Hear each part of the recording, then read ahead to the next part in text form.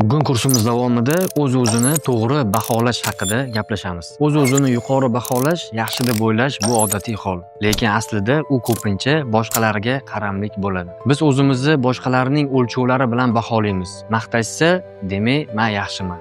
Tanbeh berishsa, demak, men yomonman. Lekin hayot bunaqa kachelida bora-bora cho'kib boradi. Haqiqiy o'z-o'zini baholash boshqalarni yoqadi, yoqmaydiga qarab emas, balki ichki asoslarga qarab quriladi. Ya'ni bu o'zimizga tayanish haqida. Men o'zim nima qila olaman, nimani xohlayman, qanday qoidalar va qadriyatlarga tayanaman. Turli sohalarda biz turlicha namoyon bo'lamiz. Ishda bo'ysunuvchi, sevimli ishimizda yetakchi, munosabatlarda esa ba'zan boshqalarni kayfiyati garovi. Va bu normal holat. Muhimi rolda qolib ketmaslik va hozir qayerda ekanligingizni bilish va qayerga borishni xohlayotganingizni tushuna olish.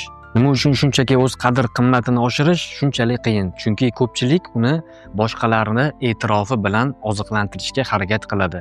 Qimmatroq sotib olish, ko'proq narsaga erishish, ko'proq insonlarga yoqish. Ammo bunaqa holatda manba baribir tashqarida qoladi. Tashqi ozuqa yo'qolishi bilan hammasi barbod bo'ladi. Asosiy maqsad boshqalardan yuqori ko'tarilish emas, balki nigohni o'z ichiga yo'naltira olish. Men o'zimni hayotimni chegaralarini o'zim belgilayman. Bunga qanaqa erishish mumkin? O'z standartlaringizni belgilang. Onam, do'stim, insonlar meni yaxshi deb o'ylashsa, men yaxshiman deb emas, balki o'zim qanaqa o'g'il, qiz, er, rafiqa, professional rolda qanaqa bo'lishni xohlayman. Ya'ni o'lchov o'zingizniki bo'lsa, birovi bahosi o'z kuchini yo'qotadi. Tanani uyg'oting va yoqing. Qisqa sayr, badan qizdirish yoki yengil mashq. Bular men qila olaman degan tuyg'uni beradi va bu tuyg'u xotirjamlik va ishonchni mustahkamlaydi. O'zingizga ruxsat bering, to'g'ridan to'g'ri ayting.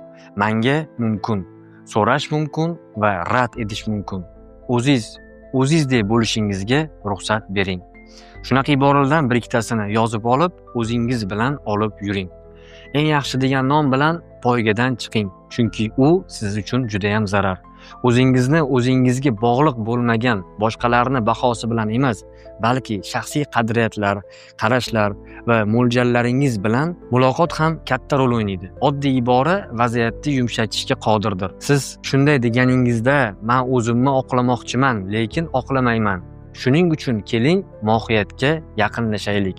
Janjalsiz, lekin qat'iy pozitsiya bilan. Va yana e'tiqodlar fikrlash bilan emas, balki tajribalar bilan o'zgaradi. Kimnidir 5 marta qoniqmayotganini kulgu bilan kutib olish va 10 marta rostdan ham xohlamagan joyda yo'q deya olish, shunaqa qilib yangi ichki qadriyatlar tug'iladi. Yodda tuting, maqsad eng muhim odam yoki bosh bo'lish emas.